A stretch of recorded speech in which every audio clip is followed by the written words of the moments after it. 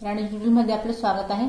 आज आपण big size साठी कटोरी ब्लाउज इथे कट करणार आहोत। अस्तर घेतले मी 1 मीटर आणि मेन फॅब्रिक इथे आपण 1 मीटर घेतले। तर आधी आपण अस्तरावरती कटिंग करूया, मग आपण मेन फॅब्रिक इथे कट करणार आहोत।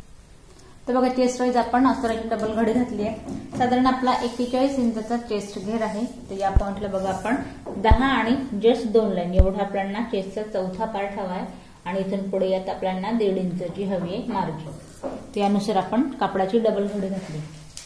शोल्डरला कमी जास्त होऊ नये म्हणून या पॉइंटला आपण आधी सरळ लाईन ड्रॉ करायची। तर इथे बघा, ब्लाउजची तयार उंची 13.5 हवी आहे। तर आपण 14.5 वरती 1 पॉइंट घेऊया, 1 इंच एक्स्ट्रा। शोल्डर हवं आपल्याला इथे 5.5 इंचावरती। मुंढेची उंची 6.5 इंचावरती आणि चेस्ट वाईज आपण बघा आता चेस्टचा चौथा पार्ट 10 आणि जस्ट 2 लाईन एवढं आणि इथून पुढे आपल्याला हवी मार्जिन।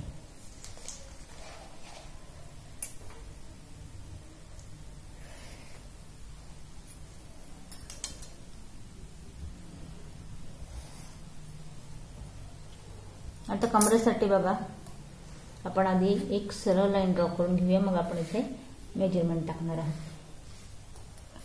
तर बघा, कमर घेर आहे 36 इंचाचा।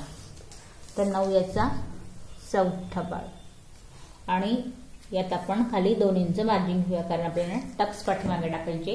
त्यासाठी आपण इथे मार्जिन ही 2 इंच घेतली। पाठीमागची जी गोलाई आहे ती आपल्याला द्यायची 1.5 इंचावरती आणि जो फिक्स वाला पॉइंट येतो आणि साधारण या पॉइंट पासून 3 इंचावरती असे तिघही पॉइंट आपल्याला अगदी आतल्या हाताने इथे मॅच करायचे। त्यानंतर बघा, गळ्याचा जो घेरा आहे तो 2.5 इंचाचा। पाठीमागचा जो गळा असणार आहे तो आपला असणार या पॉइंटला 8 इंचावरती। वरती आपण 2.5 घेतलंय, या पॉइंटला पण आपल्याला 2.5 इंचाचा गळ्याचा घेरा घ्यायचा आहे आणि या पॉइंटला अगदी आपल्याला आतल्या हाताने हलकीशी घ्यायची आहे। गळ्याला गोलाई, गोल गळा सिंपल या पद्धतीने। बंद बाजूपासून या पॉइंटने 4 इंचावरती टक्ससाठी मेजरमेंट ड्रॉ करायचे। 4.5 इंचाचा आपला इथे टक्स असणार आहे या पॉइंटला। पाठीमागचा पार्ट पूर्ण ड्रॉ करून झाला, याला आपण कट करून घेऊया। तर बघा, या पॉइंटला आपला पाठीमागचा पार्ट रेडी आहे। आता फ्रंट पार्ट साठी मी इथे पेपर पॅटर्न यूज करणार आहे। चॅनलवरती लिंक डिस्क्रिप्शन मध्ये मी शेअर करेल त्यासाठीचे, आणि चॅनलवर पण जर तुम्ही 40 साईज साठी इथे टाकलं तर तसाही व्हिडिओ इथे प्रत्येक साईज साठी आपला येतो। तर बघा, इथे आहे तशी हा जो आपला डबल फोल्ड वाला पार्ट आहे तो आपण यूज करायचा आहे। आणि इथे मी या पद्धतीने जे आपलं पेपर पॅटर्न आहे तिथे आपल्याला अस्तरावरती ठेवायचंय। कुठल्याही प्रकारचं एक्स्ट्रा न घेता आहे तसं इथे ड्रॉ करून घ्यायचंय।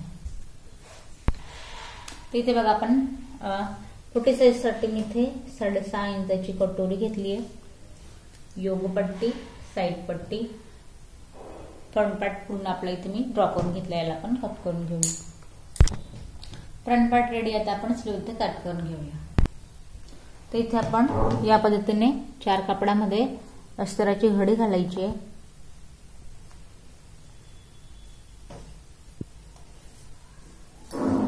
आता बघा, जो बॉटमचा आपला पार्ट आहे दंड घेरायचा तिथे एक सरळ लाईन ड्रॉ करून घेऊया, जेणेकरून खालीवर जो कापड असेल तर आपला इथे एकसारखा यायला हवा। आता बाहीची जी उंची ती आपल्याला 7 इंच इथे तयार हवी आहे। तर आधी 1 पॉइंट आपण 7 वरती देऊया आणि अस्तराची स्लीव येते, यात आपण 1 इंच घ्यायचंय एक्स्ट्रा। आता या पॉइंटला बघा, कापड इथे सुद्धा कमी जास्त, तर इथे आधी एक सरळ लाईन ड्रॉ करायची आहे या पद्धतीने। जो दंडगेर आहे तो आहे आपला इथे पूर्ण 13 इंचाचा। तर 6.5 याचा आपण निम्मा पार्ट टाकूया, इथून पुढे 1.5 इंचची मार्जिन। आता याच पॉइंटला काखेतला मेजरमेंट टाकायचं एक आपलं 3 इंचावरती आणि तिरकस गोलाईचं मेजरमेंट टाकायचं या पॉइंट पासून। तर गोलाई आपण या पॉइंटला घेऊया 8.5 इंचावरती आणि इथून पुढे 1.5 इंचची मार्जिन। तर हलकीशी घ्यायची गोलाई या पॉइंटला आणि इथून पुढे सरळ लाईन ड्रॉ करायची या पद्धतीने।